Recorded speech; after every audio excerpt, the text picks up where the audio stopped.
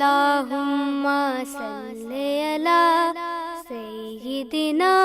و مولانا محمد اللہم صلی علی. اعوذ باللہ من الشیطان الرجیم.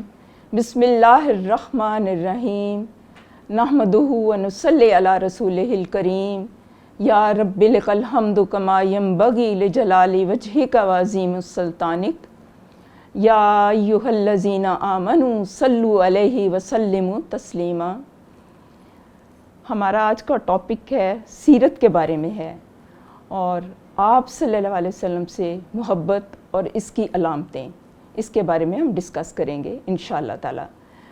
اس سے پہلے کہ میں اس ٹاپک کی طرف آؤں، میں چند باتیں عرض کرنا چاہوں گی. وہ یہ کہ سب سے پہلے تو اللہ تعالیٰ کا بہت زیادہ شکر ہے، اس کا احسان ہے کہ اللہ تعالیٰ نے ہمیں مسلمان گھرانوں میں پیدا کیا، اور اس سے بھی بڑا اللہ تعالیٰ کا یہ احسان ہے کہ اس نے ہمیں امت محمدیہ میں پیدا کیا. اور یہ اس کا جتنا بھی ہم شکر ادا کریں اتنا ہی کم ہے، کیونکہ آپ صلی اللہ علیہ وسلم ہمارے سچے خیر خواہ ہیں، اور آپ صلی اللہ علیہ وسلم سے بڑھ کر کوئی ہو ہی نہیں سکتا. آپ صلی اللہ علیہ وسلم کی شخصیت کے بارے میں بہت کچھ کہا گیا، پڑھا گیا، سنا گیا، بتایا گیا، حمد کی گئی،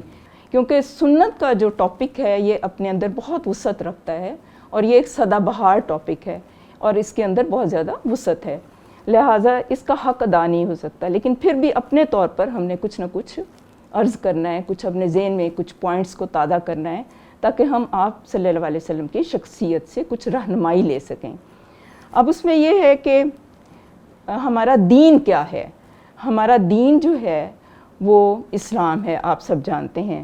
اور اس دین کا جو مقصد ہے وہ ہے اللہ تعالیٰ کی محبت اور آپ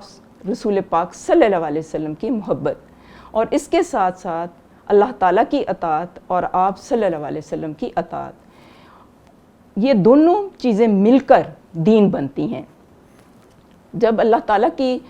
جیسے عبادات جو ہیں وہ جسد کی مانند ہیں، لیکن اللہ تعالیٰ کی محبت اور رسول پاک صلی اللہ علیہ وسلم کی جو محبت ہے وہ روح کی طرح ہے، اس سے جان میں جان آ جاتی ہے. تو اس لحاظ سے سنت کا سمجھنا جو ہے وہ دوبارہ اپنے ذہن میں ان پوائنٹس کو تازہ کرنا بہت زیادہ ضروری ہے. اب یہ ہے کہ اسی سے پھر کلمہ طیبہ بنتا ہے، کہ جو ہمارا جو دین ہے اس میں ہم کلمہ پڑھ کے، کلمہ طیبہ پڑھ کے ہم مسلمان ہوتے ہیں نا. تو اس میں پھر ہم جب ہم کلمہ پڑھتے ہیں تو اس کے دو حصے ہیں نا، کہ لا الہ الا اللہ محمد الرسول اللہ صلی اللہ علیہ وآلہ وسلم. کلمے کا پہلا حصہ یہ تقاضا کرتا ہے کہ ہم قرآن پاک کو سمجھ کے پڑھنا شروع کر دیں، اور کلمے کا دوسرا حصہ یہ تقاضا کرتا ہے کہ ہم آپ صلی اللہ علیہ وسلم کی سیرت کو بہت غور سے، بہت سمجھ کے پڑھنا شروع کر دیں، اور اس کے ساتھ ساتھ اس کے عملی پہلوؤں کے اوپر بھی ہم توجہ دیں. ایک بات میں عرض کرنا چاہوں گی، وہ یہ ہے کہ جب ہم کلمہ پڑھتے ہیں نا تو اس میں ایک لفظ ہے لا. اس کا مطلب ہے کہ نہیں ہے کوئی، نہیں کہ ہے کوئی، لا الہ الا اللہ، معبود سوائے اللہ کے. اس سے مراد یہ ہے کہ جب ہم ایکسیپٹ کرنے سے پہلے ہم نے اپنے دل سے، اپنے دماغ سے ہر طرح کا کفر، شرک، نیگیٹیوٹی جو ہے وہ ہم نے دور کرنی ہے. حسد، نفرت، بغض، یہ ساری چیزوں کو نگیٹ ہم جب کریں گے تو پھر اللہ تعالیٰ کی محبت اور رسول پاک صلی اللہ علیہ وسلم کی محبت ہمارے دلوں میں آئے گی. کیونکہ اگر دل کے اندر گنجائش ہی نہ ہو، وہ دوسری چیزیں بھری ہوں، تو اللہ اور رسول کی محبت اس دل میں آ نہیں سکتی، وہ جڑ نہیں پکڑ سکتی. تو اسی لیے کلمہ کی جو ہے نا ابتدا وہ اسی لیے لا سے ہوتی ہے، کہ لا الہ الا اللہ، کہ پہلے آپ ان ساری چیزوں کو نگیٹ کرو. ہم عموماً یہ سمجھتے ہیں کہ بت جو ہیں وہ صرف پتھر کے بت ہوتے ہیں، حالانکہ بت جو ہیں اس کی کئی اقسام ہیں. خواہش نفس کا بت ہے، حب جاہ کا بت ہے، حب مال کا بت ہے. ان چیزوں کو پہلے نگیٹ کرنا ہے، پھر اللہ کی محبت جو ہے وہ دل میں آتی ہے، پھر رسول پاک صلی اللہ علیہ وسلم کی محبت دل میں آتی ہے. اچھا، اس سے پہلے کیونکہ ہمارا جو یہ ٹاپک ہے یہ آپ صلی اللہ علیہ وسلم سے محبت ہے نا، اور اس کی علامتیں ہیں، تو اس ضمن میں میں یہ مناسب سمجھوں گی کہ ہم محبت کو بھی ڈسکس کر لیتے ہیں، گو کہ بعض جو انسانی جذبات ہیں ان کو ہم الفاظ نہیں دے سکتے، ان کو الفاظ دینا بہت مشکل ہوتا ہے بعض احساسات کو، کیونکہ احساسات کو زبان دینا بہت مشکل ہے، لیکن اور اس کے بارے میں بھی علماء کرام نے بہت زیادہ تحقیق کی ہے، ریسرچ کی ہے اور اس کے بھی بڑے معنی نکالے ہیں،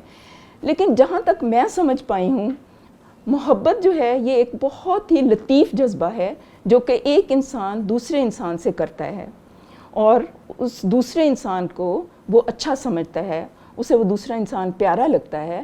اور یہ دنیاوی محبتوں میں بھی اس طرح سے ہوتا ہے، لیکن جسے اللہ اور رسول پاک صلی اللہ علیہ وسلم کی محبت نصیب ہو جائے وہ شخص بہت خوش قسمت ہے۔ تو پھر کیا ہوتا ہے کہ جس سے محبت ہوتی ہے انسان پھر اسی کے پاس بیٹھنا پسند کرتا ہے، اسی کا دیدار کرنا چاہتا ہے، اسی کی تمنا میں رہتا ہے، اس کے دل کا جھکاؤ، اس کے دل کا میلان جو ہے وہ پھر اس سائڈ پہ ہو جاتا ہے اور اس کا دل کرتا ہے کہ وہ اس کی ہر بات مانے۔ اور اگر ہم سب کو آپ صلی اللہ علیہ وسلم کی محبت نصیب ہو جائے تو ہم اپنے آپ کو بہت خوش قسمت سمجھیں۔ بہرحال میں یہ ضرور کہوں گی کہ ہمارے جو مسلمان ان کے اندر رسول پاک صلی اللہ علیہ وسلم کی محبت جو ہے وہ واقعی محبت کرتے ہیں، اس میں کوئی شک نہیں ہے، یہ شک سے بالا ہے۔ آپ صلی اللہ علیہ وسلم کی محبت سب کرتے ہیں، کوئی کم کرتا ہے کوئی زیادہ کرتا ہے، لیکن کوئی بھی امتی کوئی ایسا نہیں ہے کہ اس کا دل جو ہے وہ آپ صلی اللہ علیہ وسلم کی محبت سے خالی ہو۔ لیکن بات یہ ہے کہ کیا وہ یہ سمجھتے ہیں کہ آپ صلی اللہ علیہ وسلم کی محبت کے تقاضے کیا ہیں؟ کیا وہ سمجھتے ہیں کہ یہ اس کی کتنی اہمیت ہے؟ کیا وہ یہ سمجھتے ہیں کہ یہ محبت فرض کا درجہ رکھتی ہے؟ لہٰذا اسی وجہ سے اس کے بارے میں تھوڑا ہم ڈسکس کریں گے کہ ہمارے ذہن میں یہ والے پوائنٹس جو ہیں وہ کلیئر ہوں، اور جب ہم یہ پوائنٹس ہمارے ذہنوں کے اندر کلیئر ہوں گے تو پھر ہم اس کے مطابق اپنی زندگیوں کو ڈھال سکیں گے وہاں سے روشنی لے کے۔ مولانا جلال الدین رومی نے ایک بہت خوبصورت مثال جو ہے وہ انہوں نے پیش کی تھی، وہ یہ کہ ایک چونٹی کی یہ بڑی خواہش تھی کہ وہ حرم پہنچ جائے، تو اس نے کیا کیا کہ وہ ایک حرم کا کبوتر تھا، تو اس نے حرم کے کبوتر کے پاؤں جو تھے وہ مضبوطی سے پکڑ لیے۔ جب اس نے حرم کے کبوتر کے پاؤں مضبوطی سے پکڑ لیے تو جب کبوتر جو ہے وہ اڑ کے وہ خانہ کعبہ گیا تو وہ جو چونٹی تھی وہ بھی وہاں پہنچ گئی۔ یہ مثال دینے کا مقصد یہ ہے کہ اگر ہم چاہتے ہیں کہ ہماری زندگی میں فلاح ہو، بہتری ہو، تو ہم بھی آپ صلی اللہ علیہ وسلم کے دامن کو مضبوطی سے پکڑ لیں، کیونکہ دین کیا ہے؟ اللہ سے محبت، اللہ کی اطاعت، اور آپ صلی اللہ علیہ وسلم سے محبت، ان کی اطاعت، ان کا اتباع۔ تو وہ راستہ جو ہمارا دیکھا ہوا نہیں ہے، وہ راستہ جس پر ہم چلے ہوئے نہیں ہیں، اس پر حضور پاک صلی اللہ علیہ وسلم نے کو جب ہم آئیڈیل بنائیں گے، رول ماڈل بنائیں گے اور ہم آپ کی پیروی کریں گے تو انشاءاللہ تعالی ہم بہت آسانی کے ساتھ منزل مقصود تک پہنچ جائیں گے۔ ایک تو یہ پوائنٹ ہے۔ دوسرا جو پوائنٹ ہے نا وہ بہت اہم ہے، وہ ذہن میں تازہ رکھنا بہت ضروری ہے۔ وہ یہ ہے کہ جیسے آپ صلی اللہ علیہ وسلم کی شخصیت کے بارے میں یہ جاننا ضروری ہے کہ آپ کہاں پیدا ہوئے، آپ کا تاریخی پس منظر کیا تھا، اور کس قبیلے سے یا کس خاندان سے آپ تعلق رکھتے تھے، وہ بھی اپنی جگہ بہت اہم ہے۔ لیکن اس سے بھی جو اہم چیز ہے وہ یہ ہے کہ آپ کی حیثیت کیا ہے، آپ کا مقام کیا ہے، آپ کا درجہ کیا ہے۔ آپ ہمارے آخری نبی ہیں، ہمارے آخری رسول ہیں،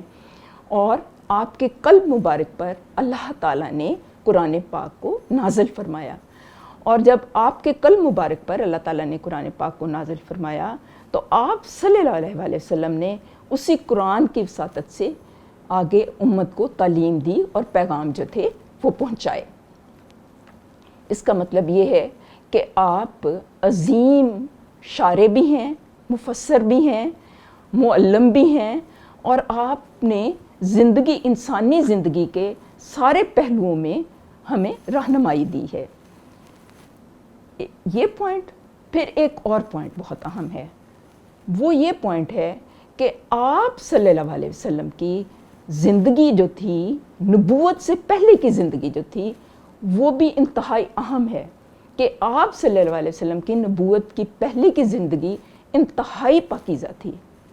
اور اسی پاکیزگی کی وجہ سے، اسی صداقت کی وجہ سے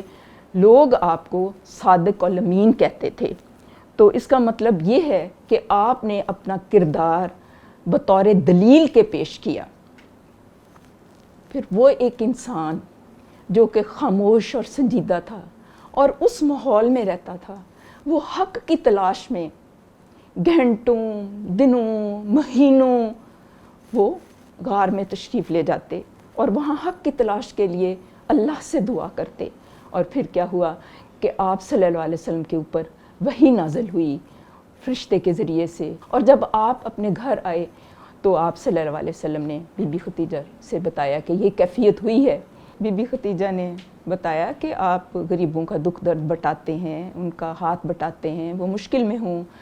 تو آپ ان کی مشکلات کو دور کرتے ہیں، غریبوں کا سہارا ہیں، یتیموں کا آپ دھیان رکھتے ہیں، تو اللہ تعالیٰ آپ کو ضائع نہیں کرے گا۔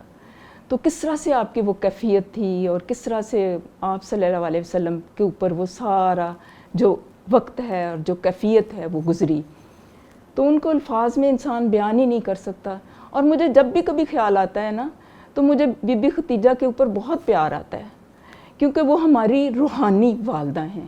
مجھے ہمیشہ یہ خیال آتا ہے کہ انہوں نے آپ صلی اللہ علیہ وسلم کا جس طرح سے ساتھ دیا نا، بہت کم خواتین ہیں کہ جو اس طرح سے ساتھ دیتی ہیں۔ انہوں نے مطلب آپ کے ہر موقع کے اوپر آپ کی مطلب دلجوئی بھی کی، آپ کی ہمت بھی بندھائی، اور اس کے لیے ہم خواتین کے لیے ایک بہت بڑا لیسن ہے اس میں کہ اگر اس طرح کی سچویشن ہو تو خواتین کو کیا کرنا چاہیے۔ دراصل ہم جو یہ سیرت کا پڑھ رہے ہیں نا،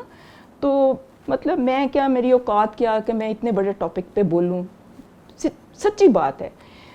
اس کا مقصد صرف یہ ہے کہ ہم ان خوبصورت ترین کرداروں سے اپنی عملی زندگی کے لیے ہم رہنمائی لیں کہ فلاں موقع کے اوپر یہ بات ہوئی اور ان کا اس طرح سے ایک رویہ تھا اور ان کا یہ والا رد عمل تھا اور انہوں نے یہ کیا، اور اس صورت میں انہوں نے اس سچویشن میں اپنی زندگی کو پھر کیسے ترتیب دیا، کیسے وہ زندگی کو آگے لے کے چلے۔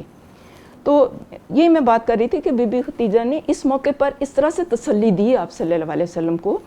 حالانکہ آپ تو نبی ہیں اور آپ کا درجہ تو اللہ تعالیٰ نے بہت بلند کیا ہوا ہے، وَرَفَعْنَا لَكَ ذِكْرَكَ اللہ تعالیٰ خود کہتے ہیں۔ تو یہ ساری سچویشن پیدا ہوئی، اور پھر آپ سب جانتے ہیں ایلیمنٹری کلاسز سے ہم لوگ پڑھتے آئے ہیں کہ کس طریقے سے آپ صلی اللہ علیہ وسلم نے اپنی دعوت کا آغاز کیا، پہلے اپنے گھر سے آغاز کیا، اپنے رشتہ داروں سے آغاز کیا۔ آپ صلی اللہ علیہ وسلم نے جب وہ پیغام پہنچایا تو آپ کے اپنے ہی آپ کے دشمن ہو گئے، وہی لوگ جو آپ کو صادق الامین کہتے تھے، آپ صلی اللہ علیہ وسلم کو عجیب و غریب قسم کے القابات سے انہوں نے نوازنا شروع کر دیا۔ آپ کے علم میں یہ بھی ہے کہ عموماً دو گروہ رہے ہیں، ایک اللہ کو ماننے والے اور ایک اللہ کو نہ ماننے والے۔ تو وہ لوگ جو کہ ماننے والے لوگ ہیں، انہوں نے فوراً حضور پاک صلی اللہ علیہ وسلم کی بات کے اوپر وہ ایمان لے آئے، لیکن جو دوسرے گروہ کے لوگ تھے، خواہ وہ اپنے خاندان ہی کے تھے، انہوں نے آپ صلی اللہ علیہ وسلم کی بات کو نہیں مانا۔ تو اس سے بھی پتہ چلتا ہے کہ وہ لوگ جن کے دل کے اندر ایک پازیٹیوٹی ہوتی ہے وہ فوراً بات کو مان لیتے ہیں، لیکن جن کے دل کے اندر طلب یا تڑپ نہ ہو وہ نہیں مانتے۔ پھر آپ صلی اللہ علیہ وسلم نے جو پازیٹیو لوگ تھے ان کی ایک جماعت تیار کی، یعنی آپ کا پہلا جو کام تھا وہ تھا میدان کار تیار کرنا، یعنی ایسی جماعت تیار کرنا جو کہ آپ کے مشن میں آپ کا ساتھ دے۔ تو اس طرح سے آپ کے ساتھ صحابہ کرام جو تھے وہ تیار ہوئے، ان کی جماعت تیار ہوئی۔ اور جب صحابہ کرام کیونکہ آپ کے تربیت یافتہ تھے تو ان کے اندر جذبات کی سچائی تھی، کیونکہ وہ آپ کو سچ بولتے دیکھتے تھے، آپ کے رت جگہ دیکھتے تھے، آپ کو امت کے لیے تڑپنا دیکھتے تھے، آپ کا امت کے لیے فکر کرنا دیکھتے تھے، تو آپ صلی اللہ علیہ وسلم نے اتنا زیادہ فکر کیا، اتنا زیادہ اس کے اوپر آپ صلی اللہ علیہ وسلم کو تشویش تھی کہ لوگ ایمان کیوں نہیں لے کے آ رہے، کہ اللہ تعالیٰ نے قرآن پاک میں یہ فرمایا کہ اے نبی صلی اللہ علیہ وسلم، آپ ان کے فکر میں کیا اپنی جان گھلا دیں گے کہ اگر یہ ایمان نہیں لے کے آتے؟ میں یہ سوچتی ہوں کہ آپ صلی اللہ علیہ وسلم کا وہ جو غم تھا کتنا عظیم غم تھا، ایسا غم کہ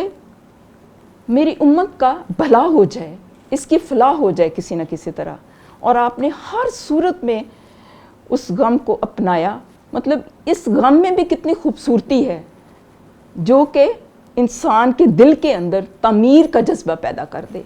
اس کے اندر ایک نئی روح پھونک دے۔ غم وہی عظیم ہے جو کہ انسان کو انسانیت کے درجے پر پہنچا دے۔ تو آپ نے اس غم کو اپنایا اور اس کے بارے میں پھر آپ صلی اللہ علیہ وسلم نے کوششیں کی۔ یہ نہیں کہ آپ اس چیز کو لے کے بیٹھ گئے، آپ کو مختلف قسم کے حالات سے گزرنا پڑا، لیکن آپ صلی اللہ علیہ وسلم کے پایہ ثبات میں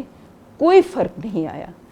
اور اس میں بھی ہمارے لیے لیسن ہے کہ دین کے جو ہے راستے میں اگر انسان کو کوئی بھی مشکل پیش آتی ہے، کوئی بھی رکاوٹ پیش آتی ہے، تو وہ استقامت کے ساتھ اس پر چلتا رہے۔ یہ نقطہ ہے۔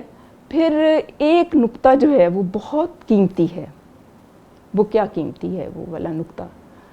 وہ یہ ہے کہ آپ صلی اللہ علیہ وسلم کے بارے میں اللہ تعالیٰ نے خود یہ فرمایا کہ آپ کہہ دیجئے قُلْ إِن كُنْتُمْ تُحِبُّونَ اللَّهَ فَاتَّبِعُونِي يُحِبِّبْكُمُ اللَّهُ۔ اے نبی صلی اللہ علیہ وسلم، آپ فرما دیں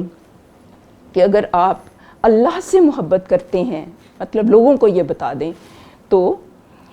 میرا اتباع کرو، تو اللہ تعالیٰ تم سے محبت کرے گا اور تمہارے گناہوں کو بخش دے گا۔ یعنی آپ صلی اللہ علیہ وسلم کے اتباع سے یعنی بخشش ہے۔ اللہ تعالیٰ نے تو آپ کا رتبہ قرآن پاک میں بلند کر دیا، اتنا بلند کہ اللہ تعالیٰ نے حکم دیا مسلمانوں کو کہ آپ صلی اللہ علیہ وسلم کے اوپر درود و سلام بھیجو۔ ان اللہ و ملائکتہ یصلون علی النبی یا ایھا الذین آمنوا صلوا علیہ وسلموا تسلیما۔ تو آپ کے تو مطلب رتبہ بہت ہی زیادہ بلند ہے۔ تو مراد یہ ہے میرے کہنے کی، وہ اللہ تعالیٰ نے خود تعریف کی ہے۔ اور تھوڑا سا ہم کیونکہ اس کا ذکر کیا ہے، تھوڑا سا اس درود پاک کا بھی تھوڑا سا مفہوم سمجھ لیں کہ ہر مسلمان کے لیے ضروری ہے کہ وہ آپ صلی اللہ علیہ وسلم کے اوپر جب بھی آپ صلی اللہ علیہ وسلم کا نام آئے نا، تو وہ ضرور درود پاک بھیجے۔ یہ فرض ہے اس کے اوپر، اللہم صلی علی محمد وعلی آل محمد، جب بھی سنیں۔ اور یہ جو اللہ تعالیٰ کا حکم ہے نا کہ اللہ تعالیٰ اور اس کے فرشتے آپ صلی اللہ علیہ وسلم پر درود و سلام بھیجتے ہیں، تو اے ایمان والو تم بھی آپ صلی اللہ علیہ وسلم کے اوپر درود و سلام بھیجو۔ اس سے مراد یہ ہے کہ اللہ تعالیٰ آپ صلی اللہ علیہ وسلم کے اوپر رحمت نازل فرماتے ہیں، اور جو فرشتے ہیں وہ آپ کے لیے رحمت کی دعا کرتے ہیں۔ اور ہم جو ہیں انسان، ہمارے اندر اتنی کیپیسٹی نہیں ہے، ہم آپ صلی اللہ علیہ وسلم کے لیے کیا کر سکتے ہیں؟ کچھ بھی نہیں، ہم تو کچھ نہیں کر سکتے، ان کی تو شان بلند ہے۔ تو ہم یہ تو کر سکتے ہیں نا کہ ہم اللہ سے یہ التجا کریں کہ اے اللہ ہمارے بس میں تو کچھ نہیں ہے، تو اے اللہ آپ صلی اللہ علیہ وسلم کے اوپر رحمتیں اور برکتیں نازل فرما۔ یہ اس کا مفہوم بھی ہمارے ذہن میں رہے درود پاک کا۔ اور آپ صلی اللہ علیہ وسلم کے اوپر کثرت سے درود سلام بھیجنا